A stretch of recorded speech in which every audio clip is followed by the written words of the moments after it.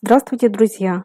Я думаю, со мной многие согласятся, что сад в первую очередь должен приносить своим владельцам пользу и эстетическое наслаждение.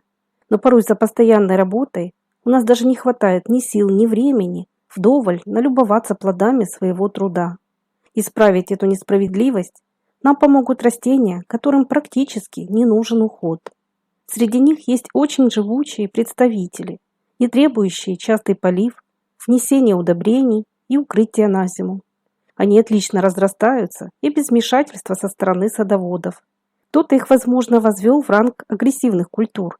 Для других же они, как и для меня, настоящая палочка-выручалочка. Начну с известного многим почвопокровника, название которого говорит само за себя. Это живучка или по-другому аюга. Для меня этот многолетник – одна из самых удачных находок для сада. Живучка приживается в самых разных местах, на солнце и даже в полной тени.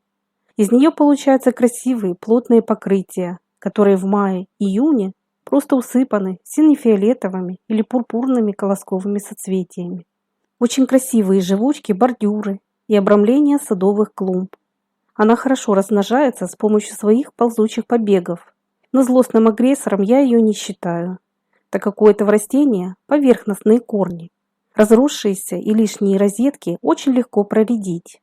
А если вам не нужен ее бесконтрольный рост, высаживайте живучку под почвенный ограничитель. К тому же среди аюги есть много невероятно красивых сортов с пестрой, варьегатной и темно окрашенной листвой. Укрывать на зиму живучку нет необходимости.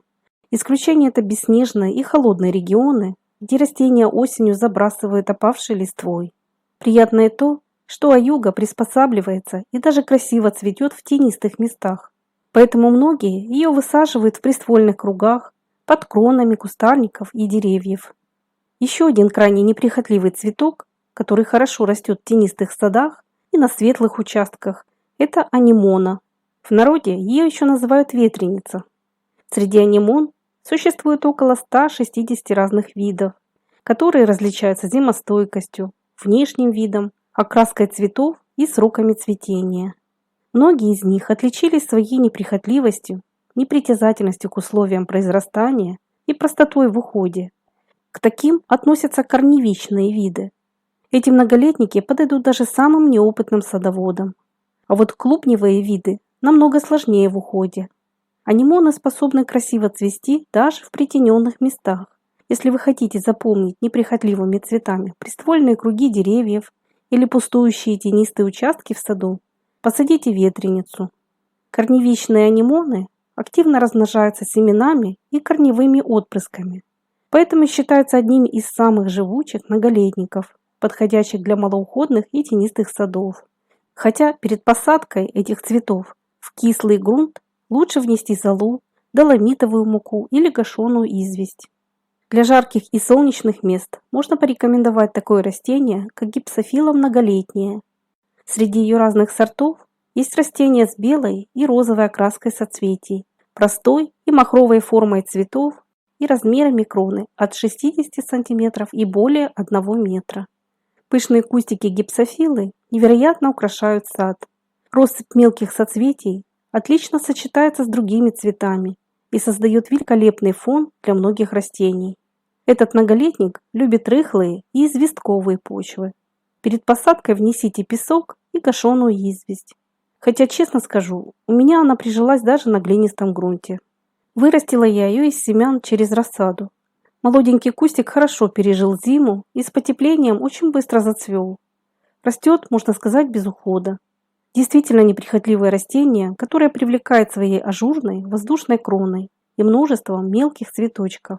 Однако не стоит высаживать гипсофилу в кислый грунт, в тень и на чрезмерно влажных участках. У этого многолетника длинный стержневой корень, с помощью которого он самостоятельно добывает себе влагу. В поливах гипсофила не нуждается и довольствуется осадками, за исключением периода аномальной длительной засухи. А вот пересадка взрослых растений нежелательна, поэтому подбирайте им сразу постоянное место с учетом размера кустов. Одними из самых живучих и неприхотливых многолетников являются седумы. Они встречаются самых разных видов и сортов, Можно подобрать высокие, средние по высоте и почвопокровные, те, что покрывают почву густым плотным ковром. Многие седумы зацветают уже в начале лета и радуют яркими соцветиями до самых морозов.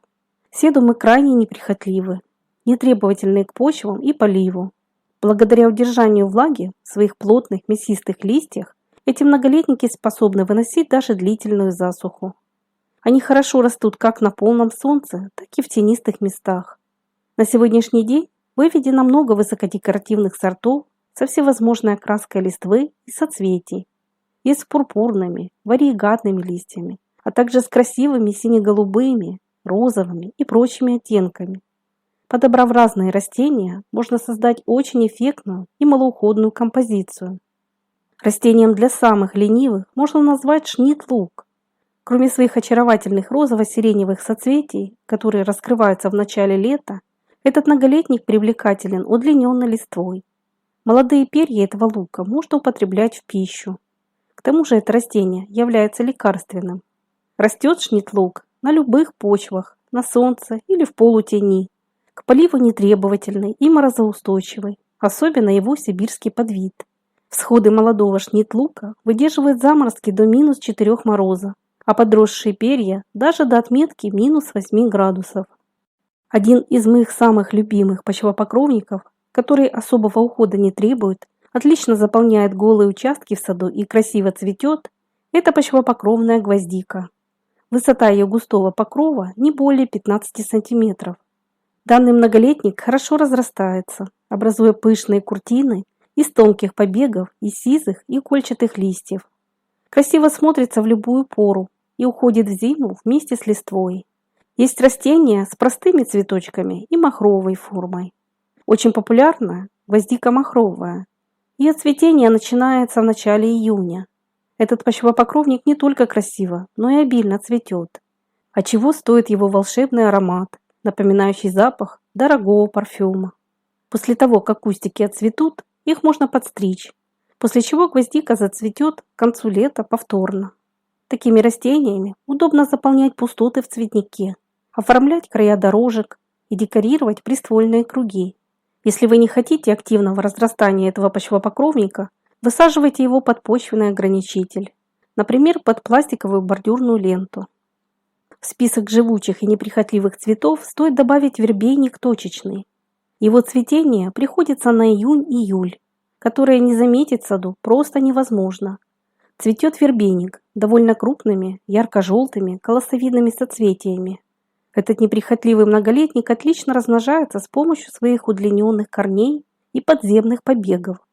Хорошо растет на солнечных и полутенистых участках.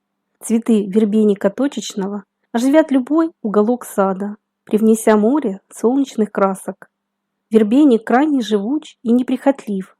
Его заросли в высоту до 70-80 см, цветочки до 2 см диаметром, с ярко выраженным оранжевым центром.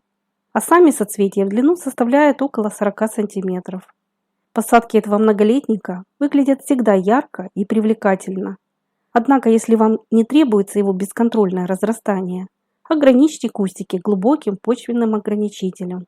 Густые куртины вербейника хороши для осветления участка, создания красочных пятен в саду и прикрытия непривлекательных мест на участке. Вербейник точечный также можно высаживать вблизи водоемов и стен построек. Он требует минимального ухода и выглядит всегда привлекательно, хотя на солнечном расположении в жаркий период кустики лучше время от времени поливать. Этот список живучих и малоуходных цветов можно продолжить и дальше. В следующих видео я обязательно расскажу и о других красивых и нетребовательных к уходу многолетниках. Не забудьте подписаться на наш канал и нажать на колокольчик, чтобы в будущем не пропускать выход новых роликов. Я также буду всем благодарна, кто посоветует в комментариях свои варианты неприхотливых цветов. А если вам это видео было полезным, не забудьте, пожалуйста, поставить свой лайк. И до новых встреч на нашем канале.